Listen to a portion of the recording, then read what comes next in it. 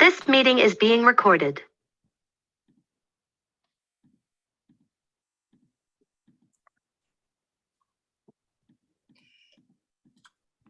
Welcome, everyone. We're going to get started in just 1 minute. My name is Lindsay Corbin, and I am the coordinator for the Nova Scotia Coalition for Healthy School Food, and very pleased to be here today to talk about how Nova Scotia can learn from PEI's experience around school food. We have Lisa Roberts from Nourish, Nova Scotia, and Katelyn MacLean from the PEI School Food Program with us. And I want to start off by acknowledging doing our land acknowledgement. So we can't really have meaningful conversations about school food and health work without first discussing our relationship with the land and the water, which provide our nourishment. So I would like to begin by acknowledging that we are in Mi'kma'ki, the unceded and ancestral territory of the Mi'kmaq people. And this is a territory covered by the peace and friendship treaties. If you are a settler here, as I am today, I encourage you to take the time to consider how you, like me, have benefited from living and working on these unsurrendered lands and the commitments you'd like to make in centering Indigenous food sovereignty and other aspects of truth and reconciliation in your school food work. So I wanted to start off by just saying a little bit about the Coalition for Healthy School Food. We have 8 guiding principles that we advocate for that you can see on the slide. And one of the key roles of the Coalition for Healthy School Food is to share best practices, facilitate knowledge sharing. And so that is what we're doing here today. And I'm going to turn it over to Lisa to introduce herself and Katelyn as well. Thank you so much, Lindsay. Really a pleasure to have everyone here with us today to join us on the learning journey. So my name is Lisa Roberts. I'm the Executive Director of Nourish, Nova Scotia, a role that I've been in just for less than 6 months now. And it's a very heady time to have stepped into the school food world. Of course, nationally, I just participated in a national consultation on a potential federal investment in school food. And provincially here in Nova Scotia, September saw the release of an Auditor General's report with a series of recommendations for improving healthy eating in schools, all of which the Department of Education and Early Childhood Education have accepted, and some of which mean real changes and excitement, I guess, in the school food world in Nova Scotia as we look forward with hope towards increased investment and increased offerings to students. So it's an excellent time to learn from our neighbors in Prince Edward Island. I'm glad and grateful to be joined by Katelyn MacLean, a registered dietitian who worked in the community before joining the public school branch in PEI, where she led the development of new nutrition standards for island schools and the pilot school food program, which paved the way for a provincial universal pay what you can lunch program. She's now the executive director of the nonprofit PEI School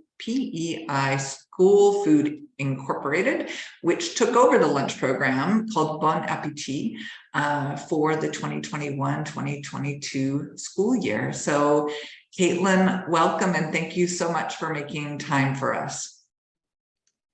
Can you hear me okay? Yeah. Perfect. Thank you so much, Lisa. It is really a pleasure to be here, and thank you to everybody for joining today. Full disclosure, I am in no way an expert in school food programs, but and like I'll share throughout today, we are still learning every day as well. But I'm happy to be here to share the learnings that we have with yourself, Lisa, and others that are joining today. That's fantastic, as I realized that I needed to silence my phone because my kids are on a PD day today. So Katelyn, let me start. The PEI government ran the first year of universal school lunch. Can you speak briefly to why, for the Home and School Federation, which had pushed so hard for that program to be implemented, and for the government, why it was decided to establish PEI School Food Inc., the nonprofit? Sure. So just a little bit of background. I've actually had the honor of being a part of the school food program since the very early stages. As you mentioned, I first took on the role at the public schools branch, and that role was just a short contract. It was intended, and it was funded by our provincial agriculture department, and it was really the intent was to kind of explore what a school food program could look like in PEI, really start that work around those school food environment guidelines that you mentioned, and then eventually start a pilot program. And so, as you mentioned, the PEI Home and School Federation, which is our parent organization in PEI for the English schools, was a huge advocate for school food programs right from the very beginning. And they hosted a number of events for parents and community members, decision makers. There was a number of consultations that took place. And during that time, what we at the public schools branch and the home and school were hearing was that people wanted it to be a nonprofit organization, so that it was there, it had the community buy-in, there was opportunity for donations and sponsorships. And so right from the beginning, the intent was always that it would be run by a nonprofit organization. And as you mentioned in your introduction, we did actually run the program, and I kind of got moved from the public schools branch to our Ministry of Education, where I was the program manager for the provincial launch. But we actually did a full school year internally within our government for the program. And the reason for that was really just to give the time. This program came to fruition very quickly. We went from kind of a very small pilot in 6 schools to a provincial program in 62 schools in a very short period of time. And that, I'll also note too, was during the winter of kind of the very thick of the pandemic, when schools actually closed for the remainder of the year. And so like I said, it came to fruition very quickly. And so it didn't allow that organization to get set up before the program actually launched. And so we launched the program and took that year within government to establish a nonprofit organization. And so the nonprofit organization took over July 1st of 2021. Yes, years are blending together. I can definitely relate to that. So, you know, I'm executive director of Nourish Nova Scotia, which similarly, in a way, was set up in 10 years ago with quite a lot of support from the provincial government at the time, kind of coming out of health and health promotion, public health, to lead and to fundraise for universal breakfast. So before we move on to lunch, I'm interested just to hear what the state of school breakfast is in Prince Edward Island, and do you play any role? Mm-hmm. So I believe, much like Nova Scotia, we do have breakfast program that is provincially wide. However, it is individually run by each school. And so the breakfast program it looks a little bit different at every school. Every school kind of finds a way for it to work, but I think all schools, but actually one, are running a breakfast program.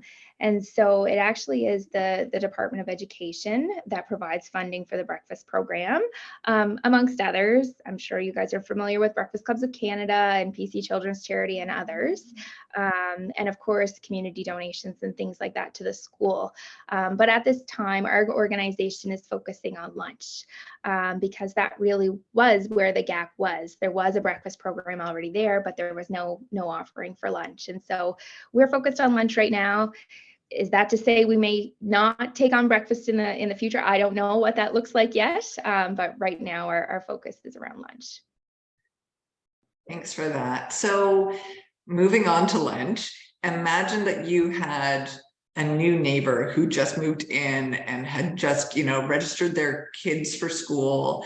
What would be your pitch? Like, what would you tell them about what they need to know to take advantage of Bon Appetit, which is the name of the actual lunch program? Yeah, so it's hard to kind of do an elevator pitch because there's just so much information. But we are a provincial school lunch program that's operated by a nonprofit organization. And so what that really means is that it's accessible to all students in PEI. Just for everybody's kind of awareness, we have 62 schools in PEI, 56 English schools, which is in one school board, and 6 French schools in the other school board. And so the program is accessible to all 62 of those public schools, and it is accessible to all students K to 12. We use a few different models of food service delivery, which we may want to get into a little bit later when we kind of dive into the nitty-gritty details of what the food service operation looks like. But at the end of the day, all students have access to a healthy lunch. It isn't a free program, but it's an equitable model. So we use a pay what you can program. And so it really means what it's called. We're asking families to pay what they can. So if they're able to pay the full amount, and we charge $5.50 per meal. If they're able to pay the full amount, then we encourage them to do so. If they're not able to pay at all, that's okay. They can still order the meal and process the order as if they were paying. And then we offer the opportunity for them to pay a partial amount. So that could be anywhere between 1 cent and $5.49, and they can change the amount that they're paying at any time. So in PEI, our farming and fishing industry is very prominent. So different times of the years, families are in different financial situations. And so if they're able to pay maybe the full amount these months of the year, but then other months of the year money is tight and they're only able to pay a partial amount or none at all, then they have the flexibility to do that. Well, we have lots of folks on this call, including folks who are like trying to figure out school lunch and what that might look like in Nova Scotia. So let's talk a little bit more about those delivery models. So where does the food get made? How do you get the ingredients? How does it actually arrive in front of students? Mm-hmm. So as I've kind of shared, we are still a really new program. This is our 3rd school year in operation. And so as you can imagine, most of our schools are older than 3 years old. So we are kind of working backwards in a sense of our schools weren't built for school food programs. We are making them work for a school food program. And so we learned very early on that we weren't going to be able to just do one model or kind of a one size fits all, even for our kind of small province of, we have roughly 20,000 students and we have 62 schools, but it just would not be possible just to have one model that worked for everybody. So that's why we do kind of have a bit of a 3 model service in place. And so the first model that we use is what we call our vendor model. So this is where we've actually contracted with a local food service provider. And if you've ever been to PEI, you can understand that there's very, very rural areas of PEI that may have only a convenience store that may have a tiny little kitchen in it. But then kind of in our more urban areas like Charlottetown or Summerside, there are lots of restaurants and large catering companies. And so this year we're contracting 9 external vendors. And so we contract with them.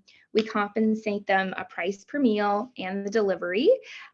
We provide them with all of the tools and resources they need to follow a menu, and we use a 2-week rotating menu. We usually change it up 2 or 3 times throughout each school year.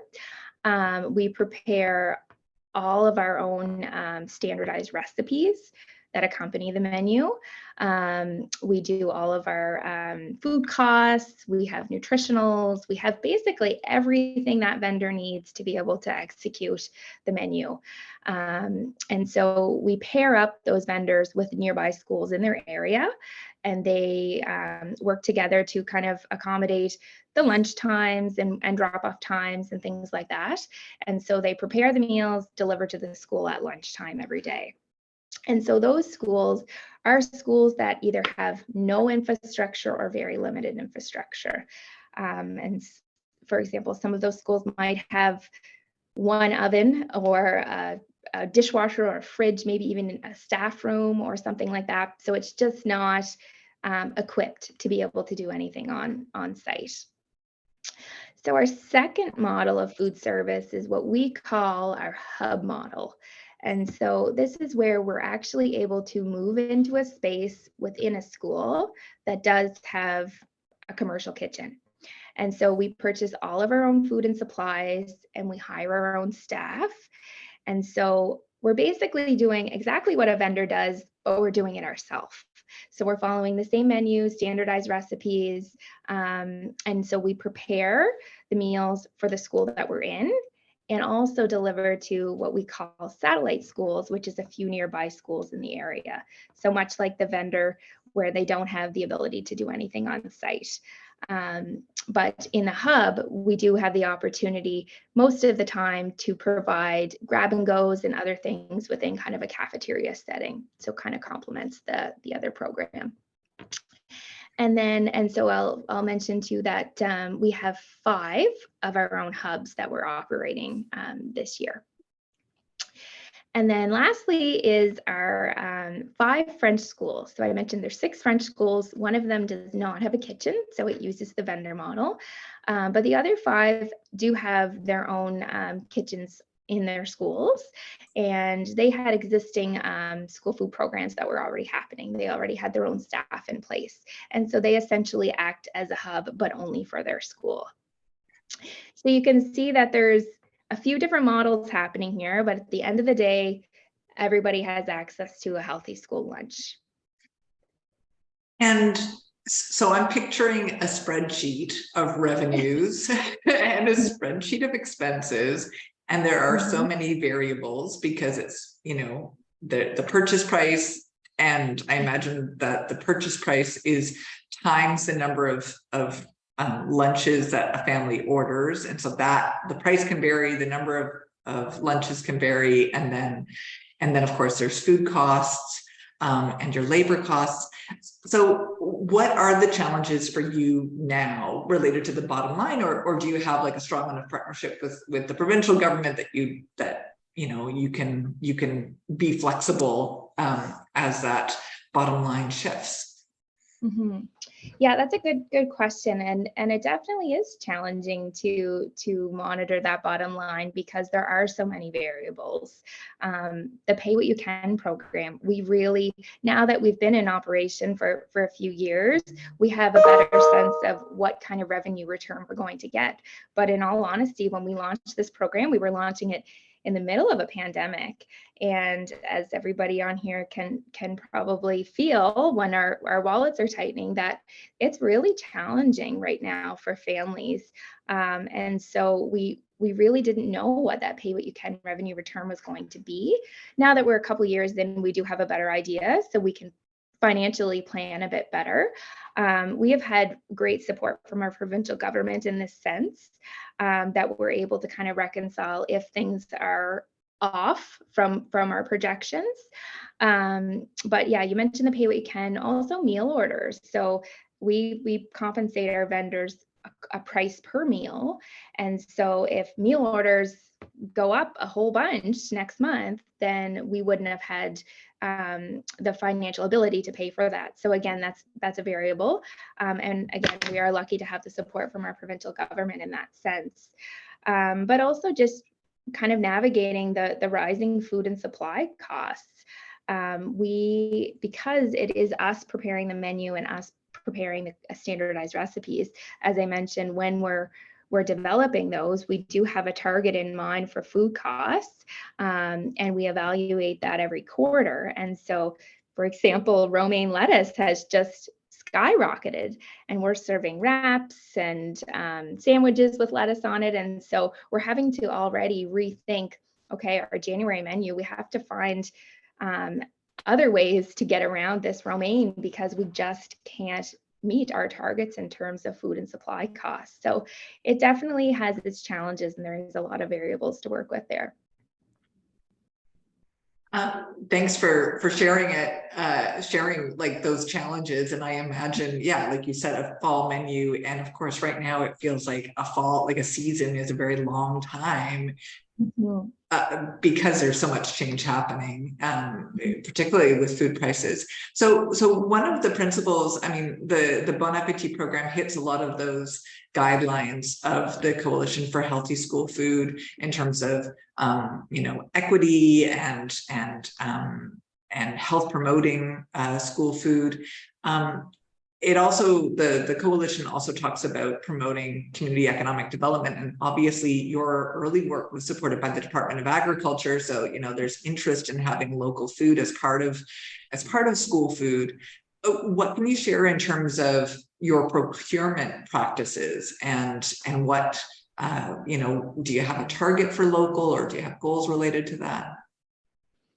Yeah, and you mentioned kind of all the priorities of the coalition, and we have those priorities too, and we've really had to learn to balance them because you're trying to get children to eat it, but you're also trying to make it healthy, and you're trying to put it in packaging that's recyclable or compostable, and you're trying to make it local, and there's so many different things that we're trying to balance.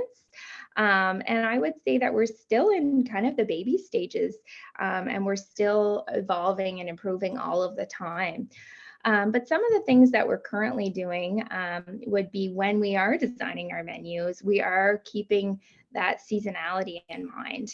And of course, there's not a lot of vegetables or fruit being grown in PEI in January and February. But we are trying to find things that can be purchased local and still available during those times. So we use a lot of carrots and cabbage and onions and potatoes and things like that. But the other piece of this too is that we don't actually have control over what the vendors are purchasing because we're just contracting them and paying them a price per meal. So we do, like I said, try and incorporate seasonality into our menus, and we do encourage them to purchase locally whenever possible. But at the end of the day, we're not there to kind of monitor or control exactly where they're purchasing things from. But where we do have that control is in our own hubs. So as I mentioned, we have 5 hubs that we're operating ourselves. And so we do all our own purchasing for those hubs. And so we use only local suppliers for those and local producers whenever we can. And the local suppliers are really great in PEI, where they actually provide local product lists every week. So we're able to see which products and where they're coming from.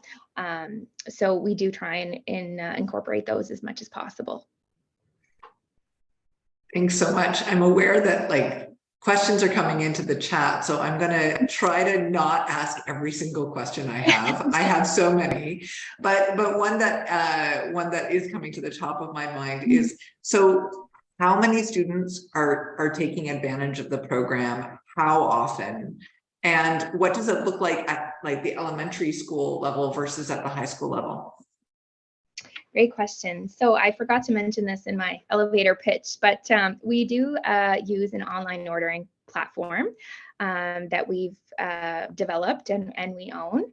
And so we take orders for 10 school days or two weeks at a time. And so families would log in, create an account, add their children or their students, and order every 2 weeks. And so we're able to capture a whole lot of data for that. And that is used for all schools except for those 5 French schools. They do their own ordering at the school level. And so on our system, we have about 8,200 diners. And so, as I mentioned, we have about 20,000 students in PEI. So be a little bit less than 50%. And we, like I said, order for 2 weeks at a time. So we have And it's been challenging because I think we've only had one full 2-week period that I've had 10 school days this school year, but we have a little over 30,000 meals every 2 weeks, or 3,500 meals per day. And our average participation is 33%. And so that has increased. The year that we launched the program under government, our average was 12%. So we've already, in the last year and a half, doubled what our participation rate was. And so you ask about kind of different age levels or different schools. We do see a higher uptake in our rural schools than our urban schools. And of course, if there's McDonald's or Subway or Tim Hortons or other places that they can walk to, once they get to kind of that intermediate or high school level, they do have that ability. So we do see participation rates drop when they get to junior high and high school. So we're seeing anywhere between, I would say, 5 and 15% at those levels. But in our elementary schools, we could see upwards of 70% participation. So it definitely varies based on where the school is located and the age level. I think the other thing to note too with the participation in those higher grades is this is a new program, and a student that's in grade 11 or 12 now has just been exposed to it when they're in the late years of intermediate school. And so if we think of the students that were exposed to this when they're in elementary and it's part of the culture or environment in their school, when they get to high school, they probably will be more likely to participate than those students that are at that now and are just being exposed to it for the first time. Thank you. One question that I saw pop into the chat bubble for a moment was like, how do you incorporate input or feedback from parents and students? I'm thinking specifically about the menu items. So I'd be interested for you to address that and also talk about like what are the most popular menus that you've developed? Yeah. I will say menu is one of the biggest challenges because I'm sure everybody has people at home that still don't want to eat with the rest of the family is eating every night. And so you can imagine doing that, but on a much larger scale of all PEI students. And so what one child likes, the other doesn't. And so it's something that I've really struggled with to accept that you're just not going to please everybody every day. But we have tried to take kind of a middle of the road approach of what most students in PEI would eat. PEI is a very meat and potato place. So our chicken dinner is our biggest seller. So it's chicken and mashed potatoes and carrots with some gravy. But it is challenging, and we're using one menu island-wide as well. And so I would say that those students in more urban areas, they are exposed to more diverse food choices, whereas in the rural areas, it is very, very much meat and potatoes. And if you were to introduce any sort of Asian or anything outside of meat and potatoes, then you would be called crazy. So like I said, it is challenging with one menu island-wide. We also currently only offer one portion size island-wide, which we recognize is not ideal because there's students in grade 12 who would find it a little bit too less or not enough to eat. But then a kindergarten or grade 1 student would find it too much to eat. So it is, again, middle of the road portion size as well, but I could see us in the future offering 2 different portion sizes. But as you can imagine, with some of our vendors and hubs producing hundreds and hundreds of meals each day, the more customizations or the more offerings you add, the more complex it gets for plating. And so we are trying to kind of keep it simple. We're working on quality and consistency, but I think that that's something that we would like to explore in the future. Okay, there's so much to it. I can't even imagine. So another guiding principle from the Coalition for Healthy School Food is that school food programs should, foster food literacy among students. And I'm wondering, if you feel like you're making a contribution on that front where a lot of, students aren't having opportunities to make their plate.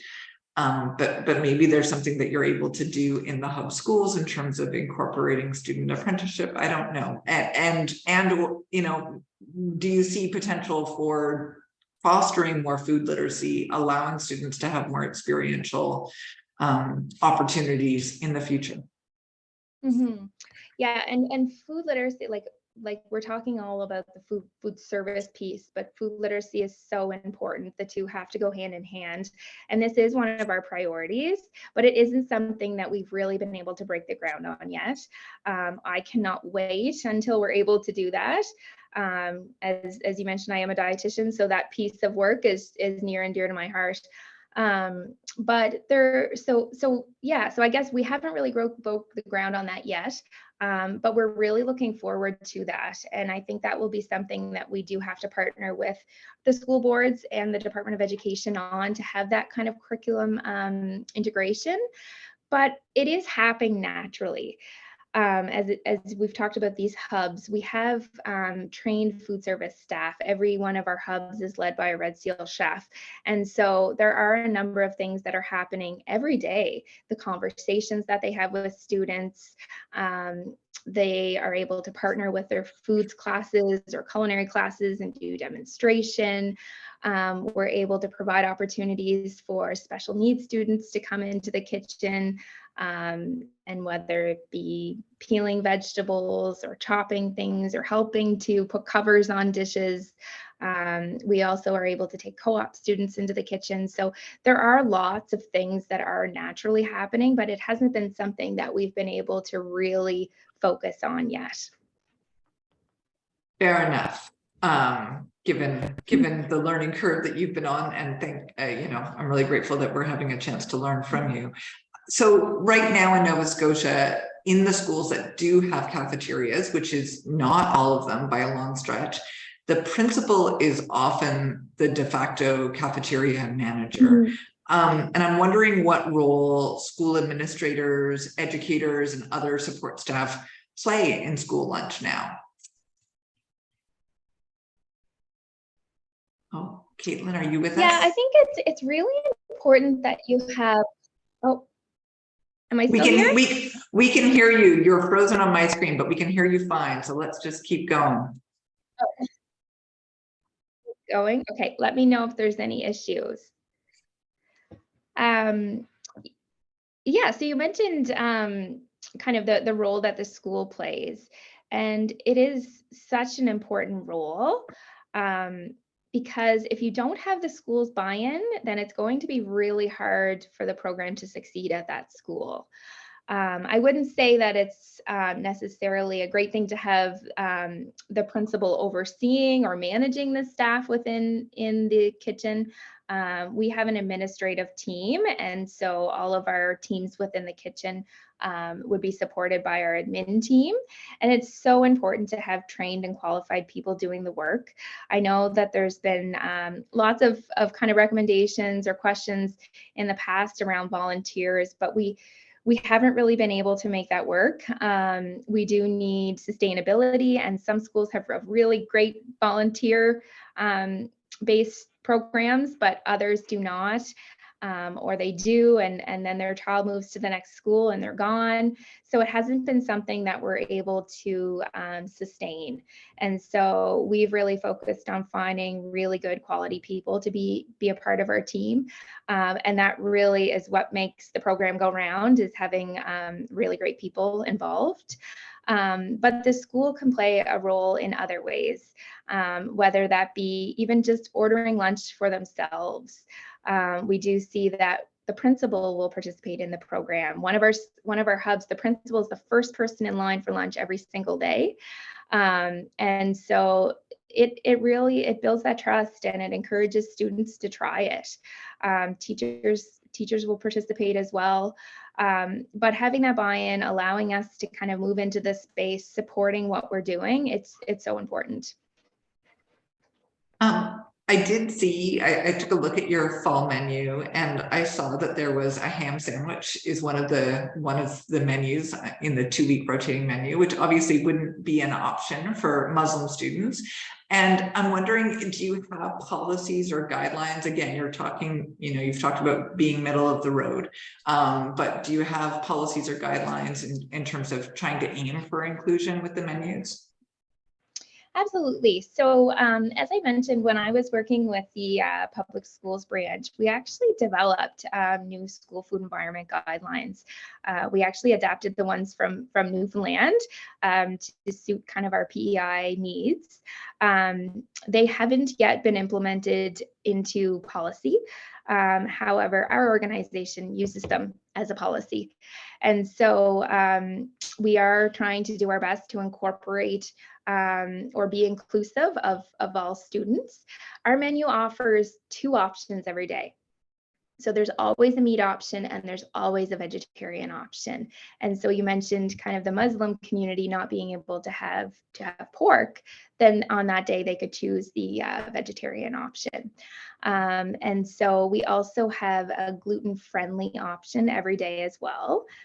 Some items are naturally gluten-free, but we can make substitutions for the ones that are not. We do get lots and lots of questions about customizations and food allergens, and it does become very difficult to accommodate because, as you can imagine, we're producing large quantities of meals at a time. And if you do offer that customization, it just gets that more complex. So we don't typically accommodate those individual customizations, but we have done our best to be very transparent with parents and schools about what's in the meals. And so on our website, you can see we list every ingredient in each meal item, and we name kind of the top 10 food allergens within each one as well. So we really leave it up to parents and their comfort level on whether they want to order or not. Oh, I think you're muted, Lisa. Thank you. Oops, don't know how I did that. So we're going to get to other people's questions in a moment. I had just 2 more. One is, so what percentage of the meals are being prepared by vendors versus by the hub model, leaving aside the French school board? Like, are you doing about 25% of the schools or 33% of the schools, or do you know? Wow, that's a good question. Let me just do quick math here. So it's five hub schools, and they're each serving several other schools. So yeah, I would say probably about 35 to 40% would be done internally through our hubs. And then the rest would probably be done through the vendors. Yeah, these are rough calculations. But yeah, and as I think I mentioned earlier, we have 9 vendors and 5 hubs, and there really has been a shift. So last school year, we had 12 vendors and 3 hubs, and so we have kind of shifted. We are shifting more towards less vendors and more hubs.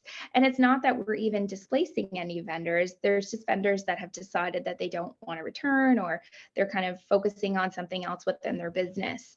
And that's a really important thing to note too, is when we launched this program, as I mentioned, it was in the very thick of the pandemic. And so a lot of restaurants were closed.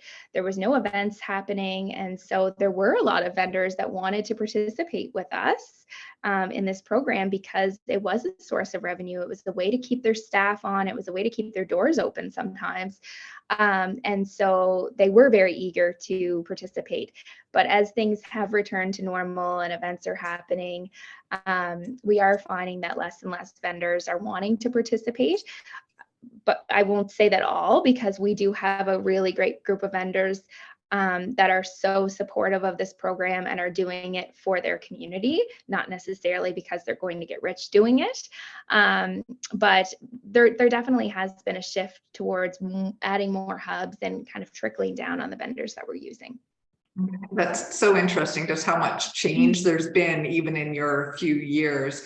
So if you can picture yourself, I'm not sure when you started, but 2019 or maybe it was 2017, but if you can picture yourself at the beginning of this learning journey, what advice would you give that version of Katelyn now? Run. No, I'm kidding. I'm totally kidding. No, I think you just have to be patient, and you have to be flexible. The last few years have been so challenging. We started the program, like I said, the pilot program. We got 6 or 8 weeks in, and schools closed for the rest of the school year. And so we had to pivot to a home delivery program during that time, which is a completely different delivery model than providing meals in school. And then we went from a 6-school pilot to a 62-school program. So a tremendous amount of work and learnings happened in that time. And then we just experienced a very severe hurricane in PEI, which closed schools for weeks. And we have some schools changing locations or some students being moved to different locations. And so it's definitely not been a straight road. It's been very challenging. But I think it's being patient and being flexible. And I think it's just about getting the right people involved, because I can speak for every one of my team members. Everybody is just so passionate about what they're doing, and that's what makes things go round. If we didn't have these people around the table, then we probably would have crumbled at points, because like I said, it's not been easy. And when we find out there's a school closure or this is happening or that's happening, the team just jumps on board and figures out how to get it done. So yeah, I think that would be my piece of advice. Make sure you have a really strong team, be patient and as flexible as possible. All right, well, I'm going to turn it over to Lindsay, who has been watching the chat. And I think, Katelyn, you've also been able to see the chat. So hopefully we can address some more of these really excellent questions that have come in. Thanks so much. No problem. Thanks so much, Katelyn and Lisa. I wanted to start out by the first question that came in. You've answered to a certain degree, but wanted to, if there's anything more you want to say around how your program takes into account different cultural backgrounds, food traditions.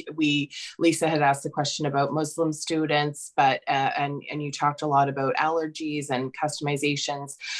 Just, I guess, wondering about potentially other cultures, other food traditions. Mm-hmm. Yeah, this is definitely a challenging area. Like I said, I think menu would be one of our most challenging pieces of the program. And it would be great if we could have different menus in different locations, but we just don't have the capacity to do that. And so it has worked really well using one menu island-wide, but there definitely are challenges with that. Like I said, we're not really able to accommodate food allergens. I mean, to a degree, but not, and there's always the risk of cross-contamination there too. So we have to be aware of that. You mentioned kind of cultural backgrounds, food traditions, things like that. We have tried to take kind of that middle of the road approach because we're only using one menu island-wide. And so it definitely has its disadvantage for that reason. Yes, I can see how having that one menu is, it presents some opportunities, but also some challenges at the same time. Mm-hmm. Another question that came in was from. Yeah, I have one more thing to that too. Oh, sure. As we grow and as we go forward in time, the program will evolve, and I think it's kind of about baby steps. Like, we are a healthy school food program and we still do get resistance from families. Why would my child's not going to eat that? Why would you ever serve that? And that's not going to happen overnight.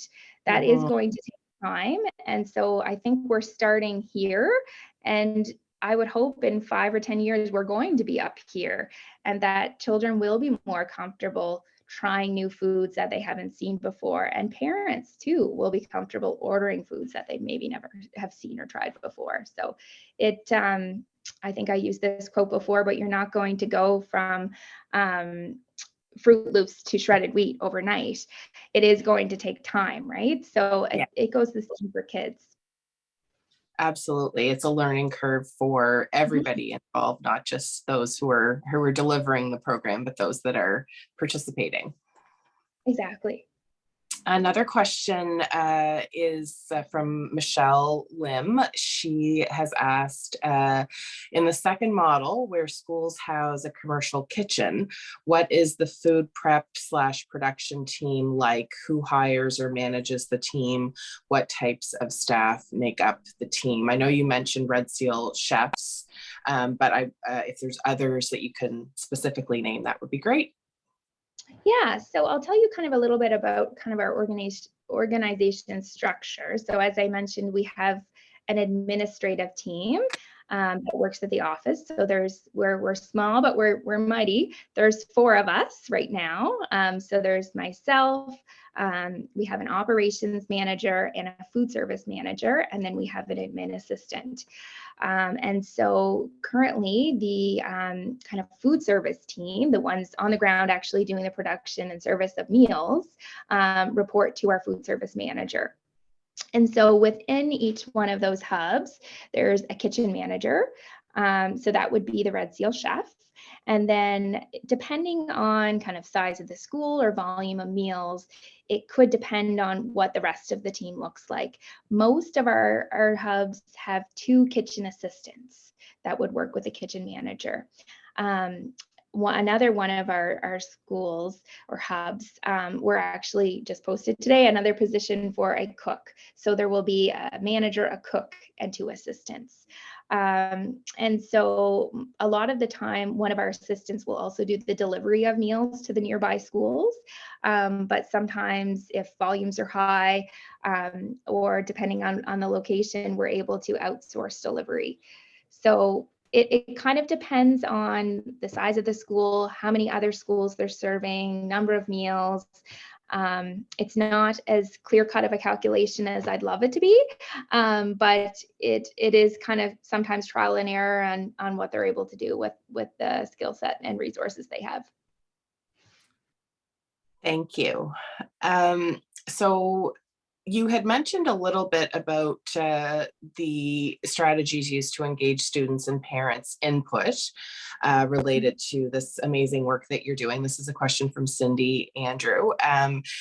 Anything else to share on that? And I know from my own kind of looking into the history of this program and how it came to be, there was some engagement kind of early on, like several years before it even started. So maybe if you want to speak a little bit about that. Sure. Yeah, there was, like I said at the very beginning, the Home and School in collaboration with myself and my predecessor, I guess, was part of that work, which was consultations and engagement. And there were a number of different activities that happened. There was tasting events. There was a photo voice where we actually had students go and take pictures of food in their school food environment. So there were a number of activities that happened to engage students. And like I said, we do want to build upon the food literacy. And I think that will be a really good opportunity to engage students in that. But we do engage students throughout kind of our process of planning menus, whether it's through surveys or tasting events or through photo events and all sorts of different things. So there's lots of opportunity for engaging students. Great. Can you talk a little bit about monitoring and evaluation steps and activities in place since it says in place since in its planning stages? I'm not sure how much of that of your monitoring and evaluation has, I guess, evolved over time, or anything you'd like to share about that? Yeah, so this is kind of an area that we are just kind of breaking ground on, is developing kind of a comprehensive evaluation of the program in all aspects. We do, I would say, bits and pieces of evaluations here, whether it's in terms of participation or menu or things like that, but we are wanting to dive in and do a full kind of comprehensive evaluation of the program. So we are working with a third party to start that evaluation process. Wonderful, thank you. Another question, there's a couple questions here related to funding and costs. So one question was, what is your cost recovery rate related to revenue from the sale of meals? And then another one is around receiving support from the PEI government in terms of funding and things like that. So wondering if you can, and I know it's always a little bit, tricky to ask about funding and money stuff, but if there's anything that you could share on that. Yeah, so to date, we have not kind of publicly disclosed what our revenue return is through the Pay What You Can program, but I can say it is significantly lower than we ever anticipated. And it is fairly stable this school year, but we did see a drop in those paying throughout last school year and the previous one to that. And we've really tried to understand why people pay and why some don't. And I don't think there really is one reason. I did see a question about how do you ensure that families don't take advantage of it? And that is something that we've really struggled with. If you follow us on social media, you'll hear us all the time talking about the Pay What You Can program, and we're trying to, we have a kind of a regular post built in to try and educate families on what the Pay What You Can program is and who should use it and how to use it. And we really do rely on families, and we're trusting families to pay what they can. We don't ever look into each individual family to see what they're paying. We look at kind of as a group, this is what was paid. These are the number of meals ordered. This is what we should have received. This is what we received. And we are committed to that. We don't want there to be a stigma associated with this. And we want families to feel trust that information is confidential. But there, like I said, I think one of the challenges, and this is just kind of one of my personal beliefs, but is the program did launch within our provincial government, and then it moved to a nonprofit. And so there are many people out there who believe that they pay their taxes and the government is paying for this program, and so they shouldn't have to pay for it and choose not to pay. And I truly think that it really is just that first time that you hit, I cannot pay, that you feel that guilt about it. And from there on out, you probably don't feel that way anymore. It just becomes more of a habit or second nature to you. So I truly think that there were some families that maybe could have paid that just decided at that time that they're not going to and haven't changed that behavior. And so that is something that we really struggle with, is trying to encourage families to pay for their meals if they're able. But it's all about balancing, because we never want anyone who isn't able to pay to feel badly about not. And so it's such a delicate message and such a delicate topic. And so we've tried to do our best with that. And our board has had many discussions about, well, maybe it's the name. Maybe Pay What You Can isn't the right name for it. And so I think these are all pieces that we want to be a part of that kind of, as I mentioned, wholesome or comprehensive evaluation. Yeah, I can definitely appreciate that fine line that you walk in, not wanting to stigmatize, but also wanting to encourage folks to pay if and what they can. Yeah. Another question was related to food waste. So if that's being monitored, and if you're noticing any patterns, and if that might be a way to get students involved in terms of reducing, like, students' input, I guess, on menus in order to reduce food waste. Mm-hmm. So I feel like I keep saying this over and over, but we are working on kind of a new or improved quality assurance program, which will encompass kind of food waste audits at the school level. Right now, we're just kind of getting that secondhand from the school because we just don't have the resources or capacity to be at the school watching for that waste. But we do hear it from time to time, and it tends to be the students who are in younger grades who maybe aren't eating as much as they're getting. And I think it comes down to kind of likes and dislikes of menu items. And so we're always taking that feedback from our schools and from our vendors to incorporate it. But that's something that we are going to build into our, like I said, new and improved quality assurance program that we're working on right now, to have someone on the ground more often monitoring the waste. Thank you. I just have two more questions before we wrap it up. So one is related to, you mentioned in a past webinar that there are still other cafeterias within some schools that's not part of the program. So, and it was decreasing participation. It can decrease participation in your program, providing like a direct competition. Is this still a challenge for the program? Yes, it continues to be a challenge. So we still, and since probably my last webinar, are kind of one option for schools. And so for some schools, there is a cafeteria that may be operated by a different food service provider. Sometimes there's other fast food restaurants and stuff in the area. And some elementary schools actually still bring in other products to sell to students. So whether it's a sub day or a pizza day or whatever it might be. And it is really challenging for us because we're competing against that. And those options are not always the healthy choice. And we know that the healthy choice isn't the easy choice. And so this is an area that we continue to advocate for all of the time, is around the policy. The policy is held with the school board. It is very outdated. I think it was last updated in maybe 2014.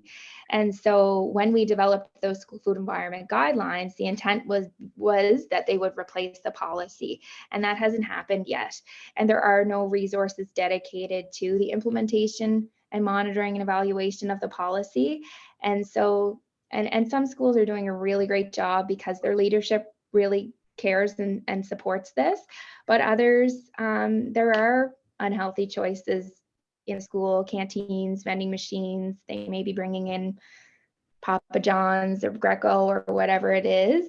And it's not always because they don't care about kind of the health or the healthy choices being offered to students, but many of them make money off of those programs.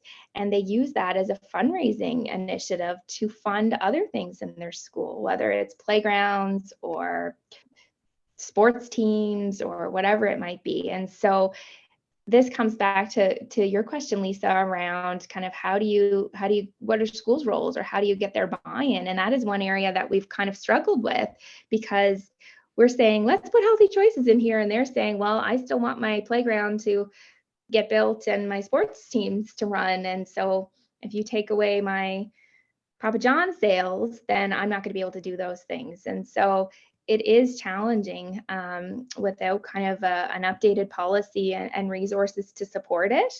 And all of these other programs that don't necessarily comply with those guidelines and that are being used for fundraising initiatives and other things. That was a fascinating answer. One last question. Wondering if you're soliciting donations, and is there an opportunity for sponsorship to help with revenue generation? Mm-hmm. Yeah, and I guess this is one of those benefits of being a nonprofit organization, is being able to accept donations and sponsorships. If you are planning to start a nonprofit organization, there is a lengthy process involved with getting your charity status, and we have actually not yet been approved for our charity status. We're hoping it's going to happen any day. We've had correspondence with the CRA, but haven't got that kind of stamp of approval yet. But we do have those that don't require charity status that provide funds. We've been able to apply for grants. And there are others that are interested once we get our charity status. So we're really hoping that it's another kind of way of cost sharing. Well, we are at time, and this has been just such a rich conversation. And I know that a number of people have said, I know a number of people are probably going to be emailing you to ask yet more questions. And we'll be going back over this and trying to figure out really what we can learn from it. It certainly sheds a lot of light that you haven't made it. You're on your learning curve. We're somewhere else on the learning curve, and our learning curve will look a little bit different. And certainly in a bigger province, it'll be challenging in different ways. But this has been really rich, and particularly it's been rich because of all the folks who joined to listen, some of whom I recognize by name, and some of whom I don't. So thank you very much. No problem. I'm always happy to share. And like I said, we're in no way where we want to be yet. We're still learning every day and we're still evolving, but it's exciting to hear that another province is undertaking this. I was just kidding, don't run. It is very exciting to be a part of it. And anything that we can do to support, we're always here for.